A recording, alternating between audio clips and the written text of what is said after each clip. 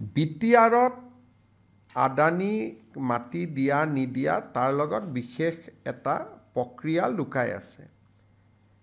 অসমত আমি ৩০০০ megawatt thermal power উৎপাদনৰ বাবে আমি এটা উদ্যোগ স্থাপন কৰিম আৰু এই উদ্যোগটোৰ বাবে নিবিদা হ'ব।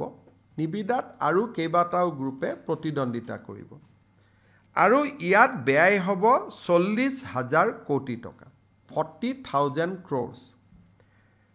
আমি ভাবিছিলোঁ যে জাগিৰোডৰ দৰে সমান ইনভেষ্টমেণ্ট এটা যদি কোকৰাঝাৰত হয়, তাৰ ৰাইজে আমাক আদৰণি জনাব আৰু বিটিএডিৰ উন্নয়নৰ প্ৰক্ৰিয়া ত্বৰান্বিত হ'ব। কাৰণ 40,000 crores ইনভেষ্টমেণ্ট মানে মিনিমাম 1 লাখ মানুহে ডাইৰেক্টলি ইনডাইৰেক্টলি তাত এমপ্লয়মেণ্ট পাব।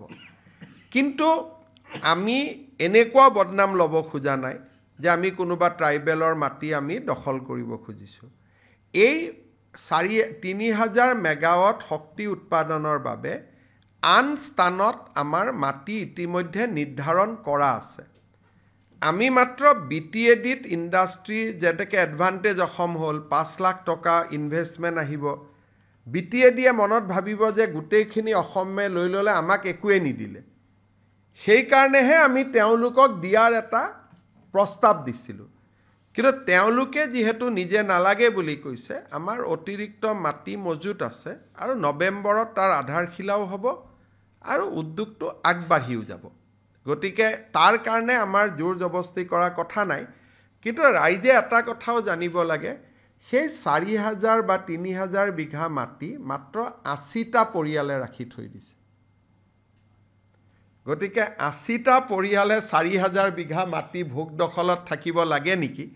গতিকে মই আহ্বান জনাম যে তাত আদানী নহয়, অন্ততঃ মেডিকেল কলেজ হওক, ইঞ্জিনিয়াৰিং কলেজ হওক, কিবা ভাল কামত সেই মাটিখিনি ব্যৱহাৰ হওক। কিন্তু আমাৰ পাৱাৰ প্ৰজেক্টৰ কাৰণে আমাৰ এনেকুৱা কোনো বাধ্যবাধকতা নাই যে আমি তাতেই যাব লাগিব। অতিৰিক্ত 2ডোখৰ মাটি আমি ধুবুৰী আৰু গোৱালপাৰা জিলাত আমি ৰেডি কৰি থৈছোঁ। গতিকে তাৰ পৰা যদি বিটিআৰে ভাবে যে আমাৰ ইয়াত নালাগে, আমি ডেফিনেটলি ধুবুৰী বা গোৱালপাৰাত এই প্ৰজেক্টটো কৰিম। কাৰণ উইদাউট শক্তি 2029 চনৰ পিছত অসমৰ এটা ঘৰতো লাইট নজ্বলিব যদি আমি পাৱাৰ প্লান্ট নকৰোঁ। আনকি বিটিআৰৰো এটা ঘৰত লাইট নজ্বলিব যদি আমাৰ পাৱাৰ প্লান্ট নহয়। কিন্তু এইখন চৰকাৰৰ নীতি যে আমি ক'তোৱে জনজাতীয় লোকৰ লগত সংঘাত নকৰোঁ। তেওঁলোকে ভাল পাব বুলিহে আমি প্ৰজেক্টটো তাত লৈ গৈছিলোঁ।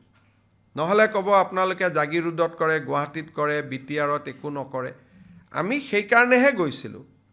কিন্তু আমাৰ ধুবুৰী আৰু গোৱালপাৰাত মাটি ইতিমধ্যে ইনফেক্ট ৱালৰ কামো চলি আছে, কাটাতাৰৰ বেৰা আদিৰ কাম চলি আছে। গতিকে এই প্ৰজেক্টটো নিৰ্ধাৰিত সময়ত ভাৰত চৰকাৰৰ পৰা আমি কোল্ড লিংকেজো পাই গ'লোঁ।